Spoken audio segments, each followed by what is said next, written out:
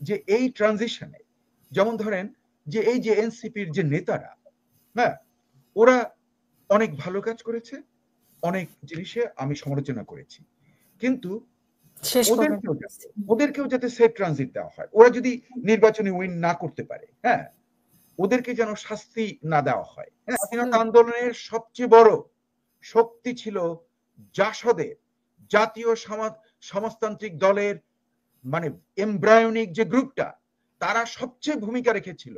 লক্ষ্য করে দেখুন তাদের কে কোথায় গেছে, তাদের কার মৃত্যুদণ্ড হয়েছে, তারা কারা রক্ষীবাহিনীর হাতে মৃত্যু ঘটেছে, এই ইতিহাস তো আমাদের জানা। কাজে এই জন্য আমি বলছি যে বর্তমানে ডেমোক্রেটিক ট্রানজিশনে এমন একটা ব্যবস্থা থাকা উচিত যাতে যারা নেতৃত্ব দিয়েছিল কিংবা জড়িত ছিল তাদের যেন কোনো ক্ষতি কেউ না করতে পারে। আমি মনে করি যে মেজর আখতারুজ্জামানের যে at least I will take one component from his speech, উনি বলছেন ডিসেম্বরের মধ্যে নির্বাচন হয়ে যাওয়াটা মঙ্গল। এটা আমার যা মনে হয় যে that is the summary of his all kind of different arguments. আমি তার সব আর্গুমেন্টের সঙ্গে আমি একমত নই, কিন্তু ডিসেম্বরের মধ্যে যদি নির্বাচনটা হতো তাহলে ট্রানজিশনটা, আমার দৃষ্টি হলো যে ট্রানজিশনটা, হ্যাঁ, এ ডেমোক্রেটিক ট্রানজিশন, এবং সেই ডেমোক্রেটিক ট্রানজিশনে অনেক কিন্তু ভুল ত্রুটিও হবে। কারণ আমরা মানুষ, কিন্তু যে আমরা যদি নিজকে ভাবি যে আমরা ফেরেশতা, আমরা সবকিছু পারফেক্ট করব, তা কিন্তু কখনোই হবে না। আমাদের মধ্যে ভুল ত্রুটি থাকবে। এই ট্রায়াল অ্যান্ড এররের মাধ্যমেই কিন্তু একটা সমাজের অগ্রগতি ঘটে। এখন যদি এই trial and error, a transition towards the democracy, if it could be started in December, possibly that would be better than February. কিন্তু যদি ওটা সম্ভব না হয় তাহলে to keep a patience to start in February, এই 6 উইকের জন্য আমার যেন মনে হয় না যে একদম চারিদিক উল্টে যাবে। হ্যাঁ, তবে একটা কম্পোনেন্ট যেটা মেজর আখতারুজ্জামানের কথার ভেতর থেকে আমি সেন্স করার চেষ্টা করছি, যে উনি যেহেতু সামরিক বাহিনীর প্রাক্তন অফিসার, ওনার সঙ্গে হয়তো সামরিক বাহিনীর একটা রিলেশনশিপ বর্তমানেও থাকতে পারে, সেটাকে আমি উড়িয়ে দেব না, এবং সেটাই কিন্তু উনি ইঙ্গিত দিয়েছেন হাশমি ভাইয়ের প্রশ্নের উত্তর দিতে গিয়ে, যে ওনার কিছু খবর আছে। সেই খবর যদি হয় সামরিক বাহিনীকে কেন্দ্র করে, বর্তমানের যারা চাচ্ছে ডিসেম্বরে নির্বাচনটা হয়ে যাক, হ্যাঁ, এবং সেটা যদি ফেব্রুয়ারিতে চলে যায়, তাহলে সামরিক বাহিনীর যে সিনিয়র অফিসার তাদের হয়তো একটু মন খারাপও হতে পারে, হ্যাঁ, যে আমরা চাইলাম যেটা সেটা হলো না।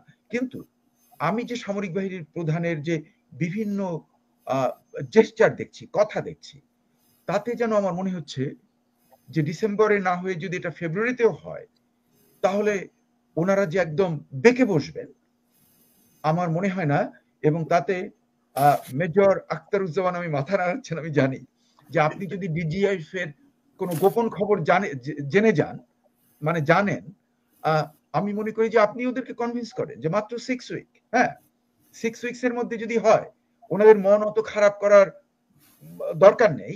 হ্যাঁ, একটা যদি ওভারঅল সবার জন্য মঙ্গল হয়, হ্যাঁ। এবং আমি আরো বলবো যে এই ট্রানজিশনে যেমন ধরেন যে এই যে এনসিপির যে নেতারা, হ্যাঁ, ওরা অনেক ভালো কাজ করেছে, অনেক জিনিসে আমি সমালোচনা করেছি, কিন্তু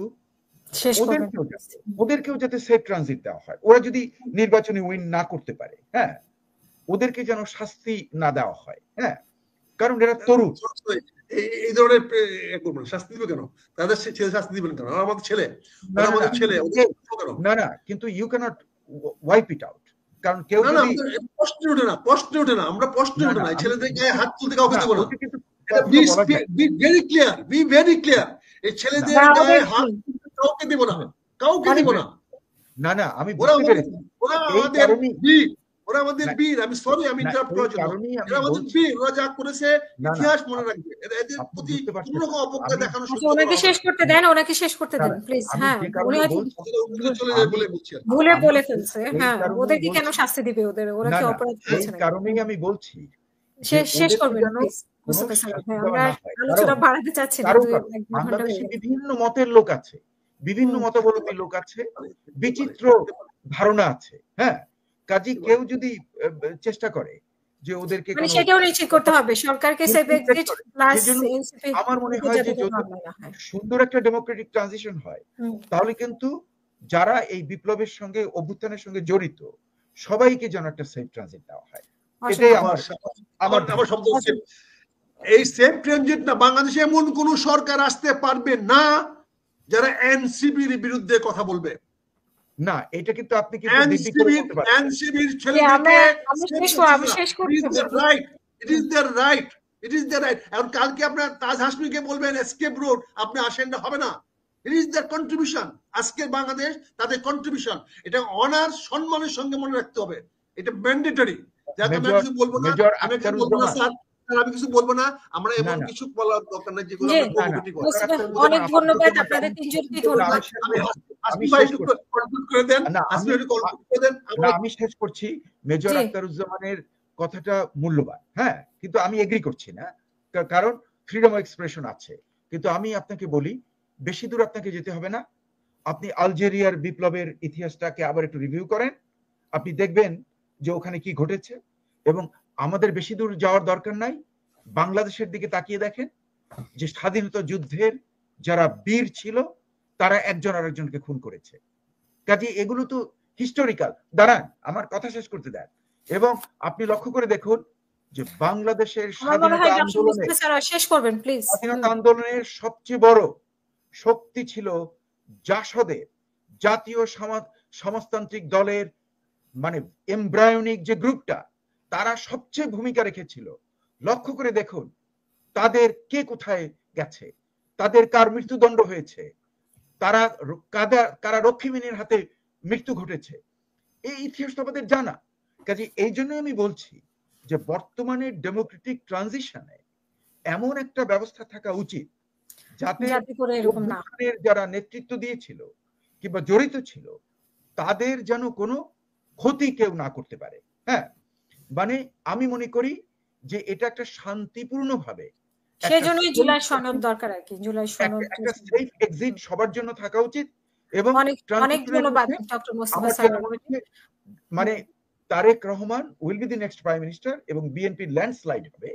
এবং কিন্তু এই ল্যান্ডস্লাইড হওয়ার পরে লক্ষ্য রাখতে হবে যেন কোথাও কোনো রিভেঞ্জ না হয়, একটা সুইট ট্রানজিশন যাতে হয়, যেটা যুক্তরাষ্ট্রের এক্সাম্পল, ইটালির এক্সাম্পল। ওই সমস্ত বিপ্লবকে আমাদের ফলো করা উচিত, not the French revolution, not the Bolshevik revolution, যেখানে একজন আরেকজনকে মেরে ভর্তা বানিয়ে দিয়েছে। এবং যেটা আমরা বাংলাদেশেও দেখেছি যে জাসদের কি ঘটনা ঘটেছিল, আমরা দেখেছি মঞ্জুরের কি ঘটনা ঘটেছে, কর্নেল তাহেরের কি ব্যাপার ঘটেছে, এগুলো আমরা চোখের সামনে দেখেছি। যারা হিরো, স্বাধীনতা যুদ্ধের বড় বড় হিরো, তাদের কি পরিণতি হলো। এগুলো যাতে আমাদের আর না হয়, আমাদেরকে সবাইকে টু বি ফ্রেন্ডলি এবং প্রত্যেককে মর্যাদা করা এবং একটা ভালো ট্রানজিশন ঘটে যাক, একটা গণতান্ত্রিক উত্তরণ হোক। এবং আমি আবার লাস্ট রবীন্দ্রনাথ ঠাকুরের ওই গান, আনন্দধারা বহিছে ভুবনে।